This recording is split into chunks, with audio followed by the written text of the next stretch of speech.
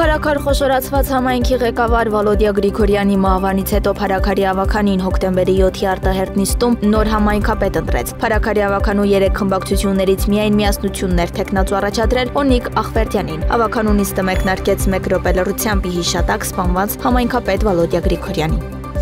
Մերձավանում վիճաբանություն է տեղի ունեցել մի խումբ անձանց միջև, պարզվել է ոստիկանների օպերատիվ տվյալներով իրավապահները կանխել են հետագա զարգացումները, կա 5 ձերբակալված։ ՆԳՆ ոստիկանության կողմից նախաքննական մարմին հաղորդում է ներկայացվել նաև փետրվարին Մերձավանում սպանված Գրիգոր Օհանյանի շիրմաքարի վնասման դեպքի առնչությամբ։ Ցանկացած ոչ իրավաչափ վարքագծի տրվում է հստակ իրավական արձագանք, փոխանցել են ոստիկանությունից։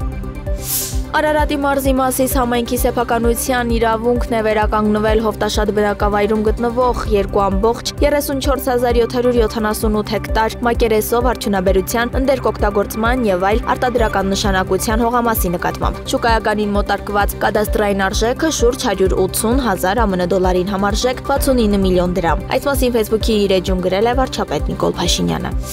Ադրբեջանի արտաքին գործերի նախարար Ջեյհուն Բայրամովը թուրքական պետությունների կազմակերպության արտաքին գործերի նախարարների խորհրդի նիստում Վաշինգտոնում Հայաստանի, Ադրբեջանի եւ ԱՄՆ-ի ղեկավարների հանդիպումն ու ստորագրված փաստաթղթերը գնահատել է որպես պատմական։ Նա նշել է, որ խաղաղությունն ու կայունությունը պետք է ծառայեն տարածաշրջանի ժողովուրդների բարեկեցությանը։ Բայրամովն ընդգծել է Ադրբեջանի հետևողական ջանքերը խաղաղության հաստատման, տնտեսական կապերի ամրապնդման եւ միջին միջանցքի ակտիվացման ուղղությամբ, ընդգծելով թրիպուղու դերը տարածաշրջանային հաղորդակցությունների դիվերսիֆիկացման մեջ։